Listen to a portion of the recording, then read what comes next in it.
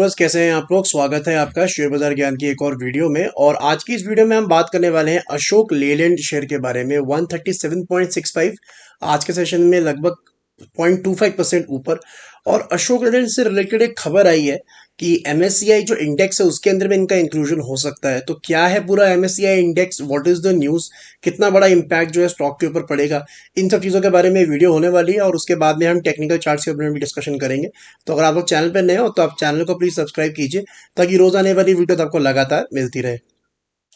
तो बेसिकली एक खबर आई है कि अशोक लेलैंड और HAL यानी कि हिंदुस्तान एरोनॉटिक्स, ये दो शेयर हैं जो कि MSCI इंडिया स्टैंडर्ड इंडेक्स के अंदर में शामिल हो सकते हैं। अब ये MSCI इंडिया स्टैंडर्ड इंडेक्स है क्या और इससे फर्क क्या पड़ता है?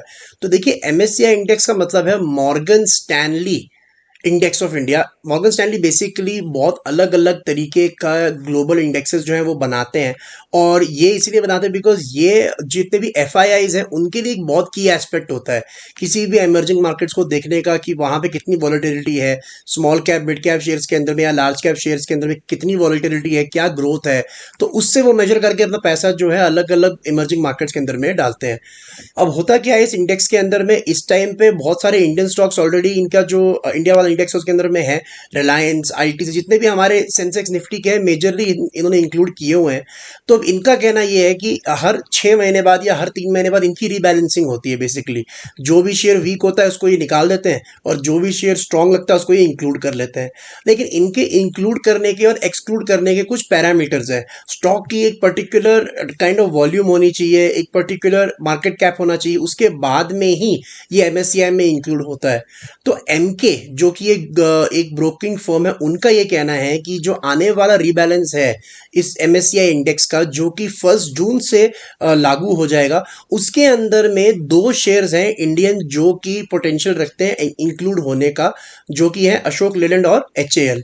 दोनों का ही साइज और लिक्विडिटी जो है उनके जो पैरामीटर्स को है वो मैच करता है। और हो सकता है कि HAL के ज़्यादा चांसेस हैं, लेकिन अगर अशोक लेलैंड जो कि अभी 135 140 पर चल रहा है, अगर इन लेवल्स पे रहता है तो ये भी इंक्लूड होने के चांसेस रखता है। अब इससे फर्क क्या पड़ेगा? तो देखिए, जैसे ही ये MSCI इंडेक्स के अंदर जाएगा ना, एक बड़ा चंक ऑफ बाइंग इसके अंदर में आएगी। क्यों? तो जैसे मैंने आपको बताया कि इनको रीबैलेंस करना पड़ता है। रीबैलेंस का मतलब ये होता है कि कोई शेयर उसमें से निकल जाता है और कोई शेयर जो है उसमें ऐड हो जाता है। अगर कोई शेयर नहीं भी निकलता है तो उनकी जो वेटेज है वो ऊपर नीचे होती है। मान लीजिए रिलायंस की वेटेज 10% है और ITC की वेटेज 5% है। नई रीबैलेंसिंग के अंदर में अगर रिलायंस का वेटेज 12% होता है और ITC का जो वेटेज है वो 3% होता है, तो जो FIIs इस पोर्टफोलियो को ट्रैक करके अपना पोर्टफोलियो बना रहे हैं वो 2% रिलायंस के शेयर और खरीदेंगे और ITC के शेयर 2% और बेच देंगे। इस तरीके से बाइंग और सेलिंग जो इसके अंदर में आती है। तो अगर अशोक लेलैंड का शेयर जो है ये पिक कर लेते हैं या फिर ये चला जाता है MSCI के अंदर में, तो तकरीबन तकरीबन $104 मिलियन का इनफ्लो जो है इसके अंदर में आएगा, जो कि एक एवरेज दिन का 5 गुना वॉल्यूम होता है। सो ये पूरी की पूरी खबर है। इस खबर की स्टॉक के ऊपर में अभी तक तो कोई खास इंपैक्ट पड़ा नहीं बिकॉज ये अभी तक पक्की नहीं हुई है। HAI के चांसेस ज़्यादा हैं, तो देखते हैं, वो तो टाइम के साथ में पता चलेगा। अब चार्ट्स के ऊपर में बात कर लेते हैं। तो देखिए, फिलहाल तो डेली चार्ट्स के ऊपर में तो कुछ खास मोमेंटम इसके अंदर में है ही नहीं। अगर आप डेली चार्ट्स में देखोगे तो जो प्राइस है अपने 20 और 200 मूविंग एवरेज डेली, उन दोनों के नीचे ही काम कर रहा है।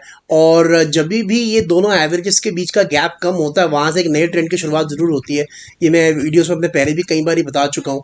तो यहाँ पे एवरेजेस के बीच का गैप काफ़ी कम है और ऐसा लास्ट हमारे को देखने को मिलता है अराउंड द लेवल्स ऑफ 2022 के अंदर। स्टार्टिंग में भी ऐसा कुछ था जहाँ पे 130 से लेकर स्टॉक जो है 100 रुपये 95 रुपीज़ तक गया था।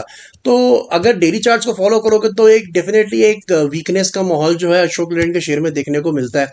लेकिन वीकली चार्ट्स अगर मैं देखता हूँ तो मुझे लगता है कि स्टॉक फंसा हुआ है, ना ज़्यादा ऊपर जाने की चाह है ना नीचे आने का ज़्यादा मोमेंटम है।